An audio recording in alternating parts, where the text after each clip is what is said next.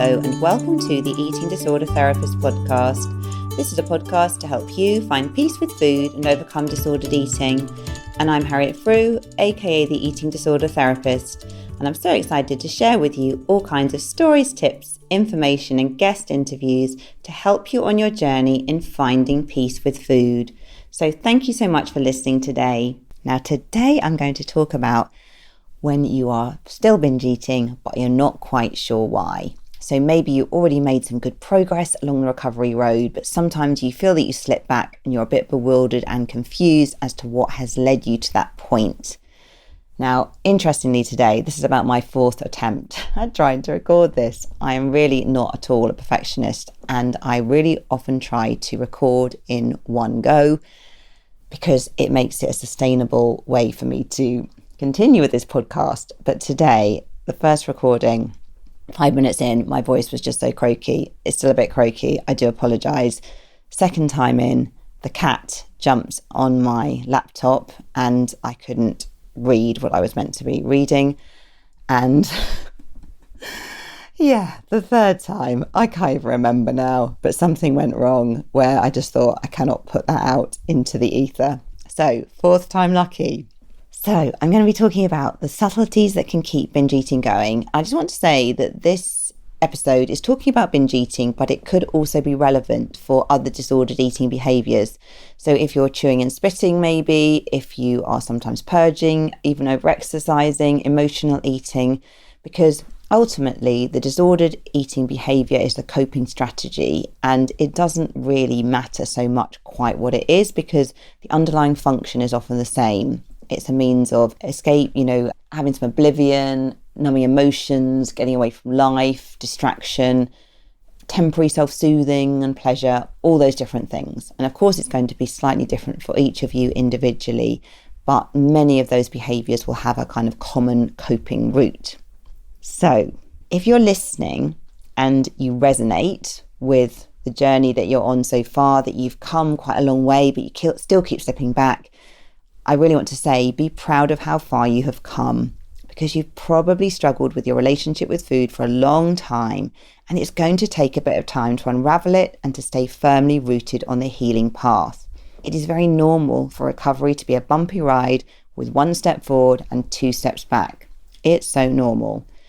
And remember, as I'm always banging on about on this podcast, remember that the underwhelming and sustainable steps are the ones to take. We massively underestimate as humans what we can achieve in a year, and we greatly overestimate what we can achieve in the next few weeks. So stay committed, keep going. Baby, underwhelming steps, you will get there.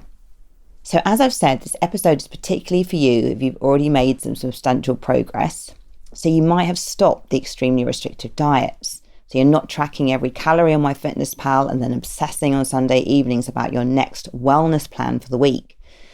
And you might actually feel a bit freer with food, but still, frustratingly, you find yourself back in that valley of the binge sometimes. And you also might feel a bit more tuned into your emotions and truly acknowledge the impact of stress or overwhelm. You might be putting in the strategies to self-soothe and allow yourself less build-up of tension. However, sometimes you will get caught out and can fall back into that well. You might wonder, how did I get back here? You feel baffled and overwhelmed and confused. So let's talk about some of the things that might be going on. So the first thing I want to talk about is just your overall energy preservation, your battery, your emotional battery that you have within.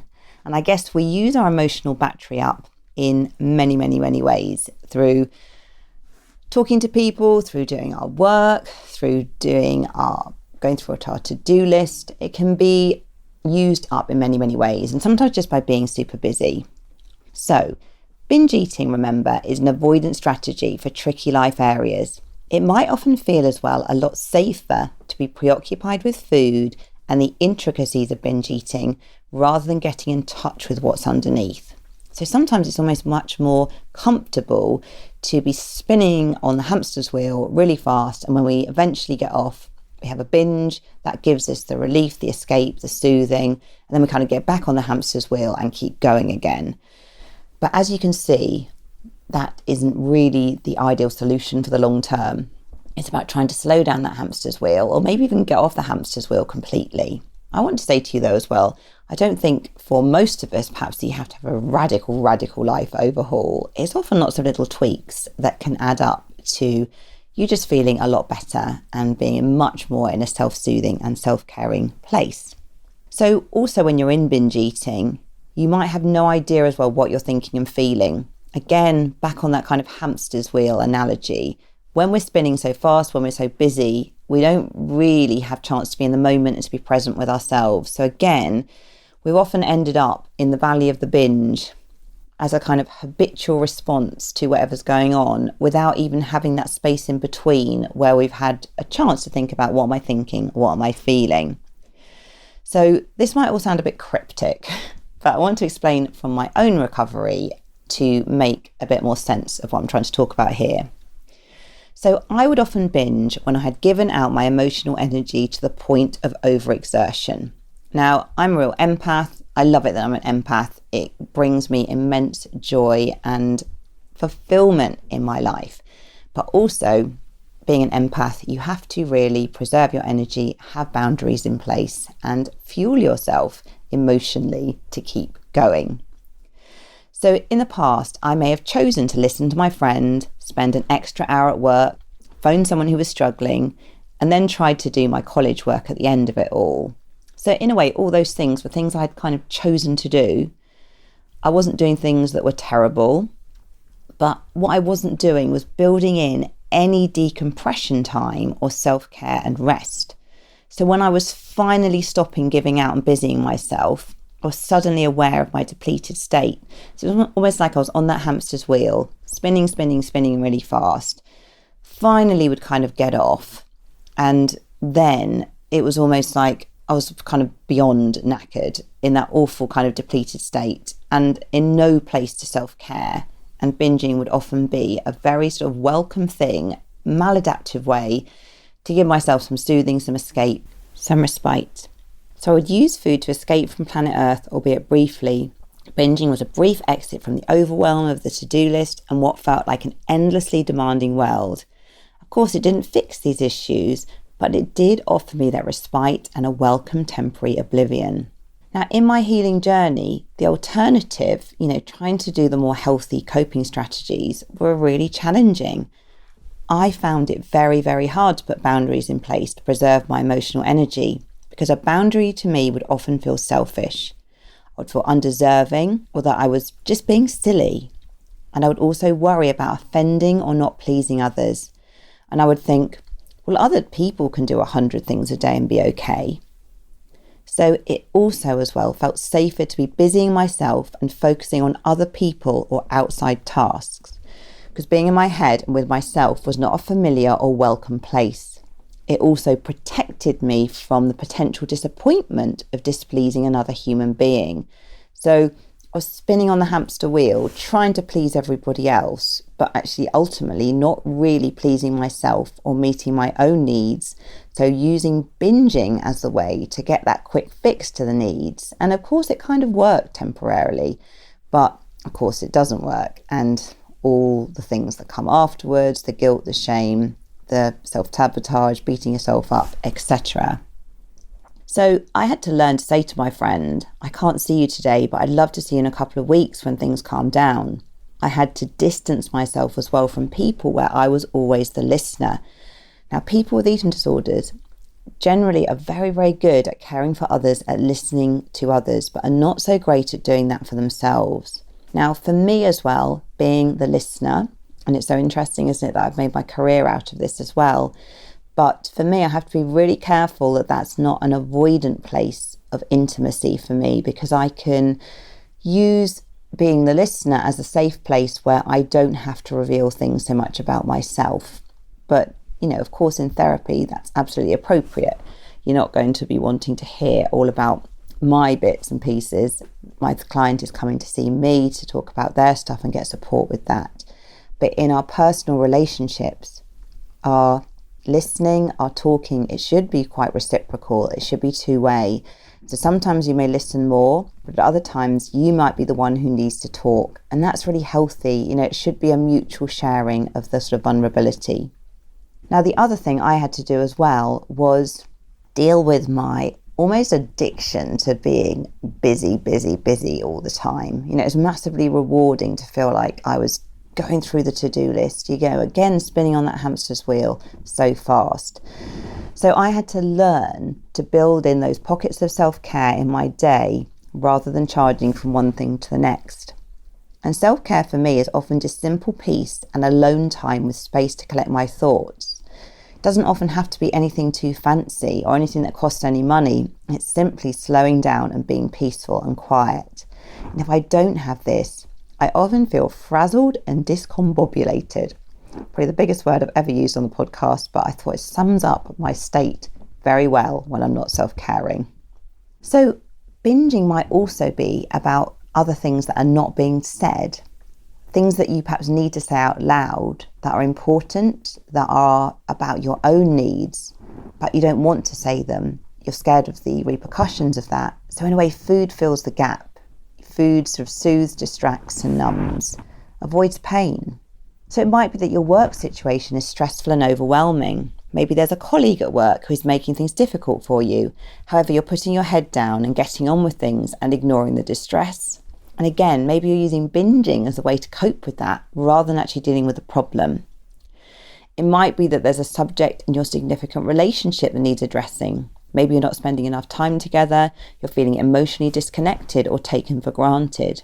And you might have young children and there's just no time to communicate in the way that you need to. And maybe you're lonely. You might be desperately wanting a relationship, but feeling alone, maybe not feeling good enough. You turn to food to fill the void. You then feel more unlovable and withdraw. And ultimately, though, what you're doing with that, the food again is kind of offering that temporary fix, but it's not really hitting the spot because your fundamental need there is to connect. And you might be in a friendship group where you don't feel truly accepted or validated.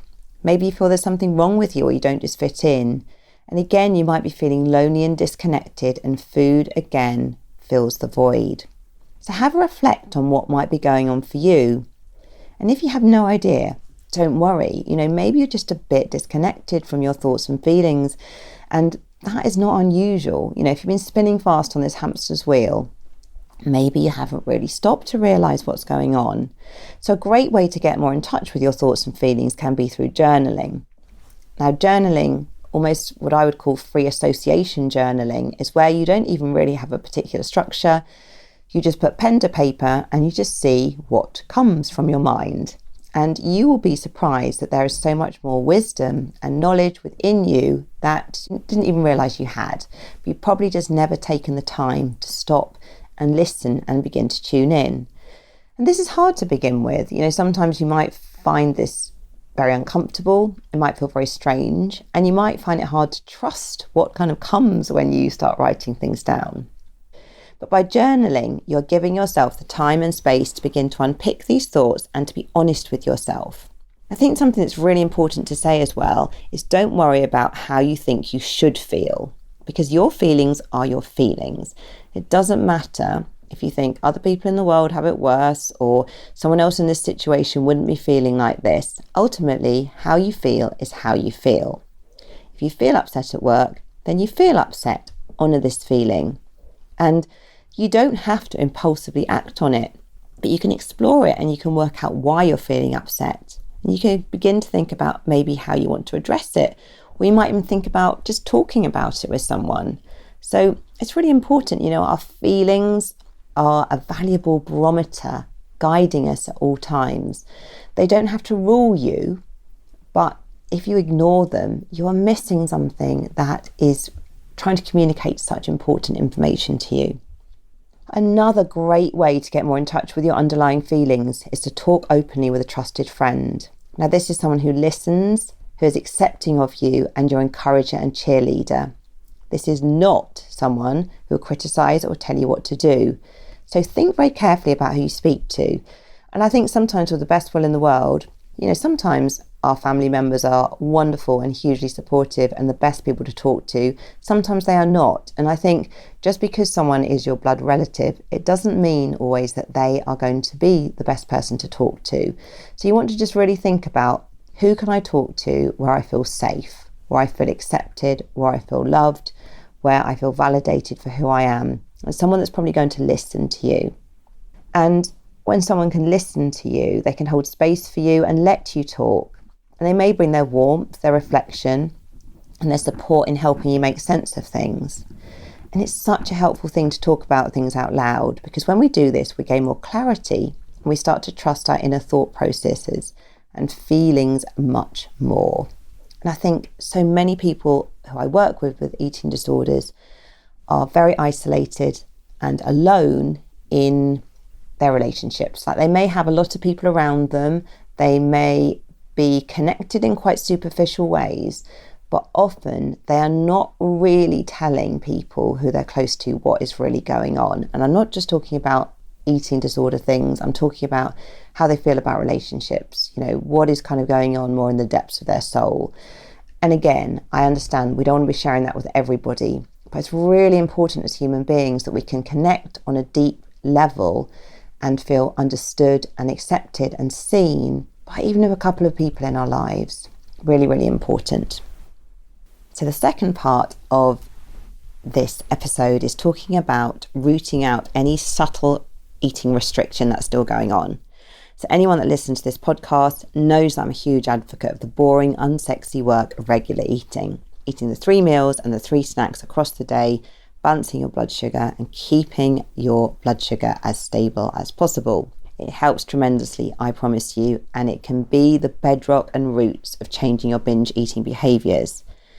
And it can feel like a lot of hassle and work when you haven't been doing this, because again, if you've been spinning on the hamster wheel, you maybe haven't had a lot of time to plan or even think about what you're going to eat. You're probably not prioritising yourself. So when you start to think about doing that, it probably feels like another thing you've got to do, another hassle, another should, and you might feel quite resistant to doing that. So again, think of the baby steps, the underwhelming steps. Start with a point in the day which feels a bit easier to establish a bit of routine, build that in first, and then work from there. So I know as well what's really interesting is that when people are going full on into a diet or a wellness plan, they're sort of starting the brand new shiny plan that's going to bring about this transformation. When they're going to do that, they'll often invest hours of food prep, grocery shopping, planning, meticulous kind of calculating of everything. And then when they're not in the wellness plan dieting space, they're completely the other extreme. It just feels like abandonment of all structure, abandonment of any sort of scaffolding around eating. Now, I'm not encouraging you to go down a meticulous food plan route as you would when following a diet. We don't want to get back into that. However, it is helpful to have a rough plan, to have food in the cupboard that you enjoy, to think ahead about what you're going to eat with timings, etc., and to think about feeding yourself regularly as you would do to your pet or your child or your loved one. And you absolutely deserve this self-care too. And if you do practice regular eating and balancing blood sugar, your relationship will improve with food by many percentages, I promise. And I've probably said this before on the podcast, but if you are practicing regular eating, it's almost like you're on a stable platform. You're walking through the trees on one of those lovely platforms where you can get the beautiful kind of forest experience by, walking through on a lovely kind of footpath that's lovely and wide above all the treetops. You're stable, you're safe. You know that if a gust of wind came along, you're not going to topple off. And I think if you're doing the regular eating, that's what it's like in recovery. You've got like a stable bedrock. Whereas when you are on a diet, it's like you're on a tightrope. So you might be able to balance on a tightrope for a short amount of time. It might go quite well. But then as soon as a gust of wind comes along, as soon as some emotional stress, you're going to topple off that tightrope and fall to the ground. So regular eating, start where you can. It's going to help you massively. So it's very common that I still see some of my clients engaging in the more subtle restrictions of food rules, even when they've perhaps abandoned the extreme dieting. So abandoning the extreme dieting is such a brilliant step. And if you've done that, all credit to you, because it's, a big, hard step to do in diet culture where you're being sold another new plan every single day. But here are some examples of more subtle things that people might be doing that are keeping them stuck. So you might not be calorie counting per se, but you're still doing a quick calorie add up at the end of the day, and laying in bed thinking about what you've eaten. And the thing is as well, if you're doing that, there's going to be inevitable judgment and possibly a change in your behaviour the next day. And you're very much kind of linking your self-worth to what you've eaten. So if you notice yourself doing this, I know it's a tricky one because I'm sure that it's quite a habitual thought that this pops into your head. And you probably are very adept at counting calories, so it's hard to turn that off. But when the thought comes, notice it and work to sidestep it and maybe create a new habit. So maybe you could focus on 3 things your body has done for you today, or remember a memory from today that you're grateful for. So almost kind of create a diversion for your thoughts. Another thing that keeps people a bit stuck is where they've really made some progress, again, in neutralising food, not calling foods good and bad in the same way, but there's a kind of hangover, lingering judgment still going on. So maybe if you have what you perceive to be as an unhealthy or a bad meal, you give yourself a lot of judgment around that. So you start thinking about what you've eaten, you feel dissatisfied with yourself, and then because of your judging yourself in that harsh way, you actually then continue eating lots of other foods and you sort of slip into that, well, I've kind of blown it today, I might as well start again tomorrow. You become quite self-sabotaging and self-punishing. So I would say to you as well, remember there is no perfect eating. And I think as well, when you're recovering from binge eating, there's a bit of a fantasy that there's this kind of perfectly controlled way to eat, or there's this like chaotic bingey way. There is no perfect eating. And your long-term goal is to self-care and look after your body and to value health. But it's also to really enjoy food and to engage socially and taste all those yummy tastes and pleasures. So you are on the road to finding your sweet spot with this. So if you eat pizza and donuts for lunch, enjoy and celebrate every mouthful. Tap into values of freedom and spontaneity and enjoying living life to the full. So if you're feeling that you've blown it, you are still holding on to rules in some way, but you haven't blown it. There is no wagon to fall off. Your body is not going to desire pizza and donuts at every meal. Trust that you can eat a whole range of foods and your body can feed back to you and you can begin to listen to its signals. So if you feel that you had something that didn't quite fit comfortably with you, continue with your day with your afternoon snack and your dinner, eating as you can, to try and be tuned into hunger and fullness. And even if you're not really tuned into hunger and fullness, if you feel that you're still a bit at sea with all of that, just practice the regular eating as part of self-care, okay? Another way of subtle restriction is missing meals as you're too busy and almost kind of liking that as a way to reduce your food intake. So as I've said, people with eating disorders are often living life at 1,000 miles an hour, spinning on the hamster wheel and striving to get the to-do list done. And this means that you don't always have time to self-care and to stop. You end up missing meals or eating on the run or at your computer. And this means you get over hungry. And also that when you do eat, you don't get the satisfaction yum yum factor from eating. So if you recognise yourself here, make time for your eating as you would if you're feeding your mum, your child or your pet. It sounds simple, but it's hard. But making time for yourself and giving yourself this respect and genuinely needed self-care is a game changer. And you can't expect yourself not to binge when you are neglecting your body's physiological needs and pushing yourself to unhealthy limits. So take the 10 minutes out, sit down, put your food on a plate. You are worth it. Okay. So I hope this episode has given you some things to think about and has delved a little bit deeper into some of the subtleties that can keep binge eating going. And yeah, I hope you enjoyed it. If you are not following me already, do seek me out on Instagram at the eating disorder therapist _.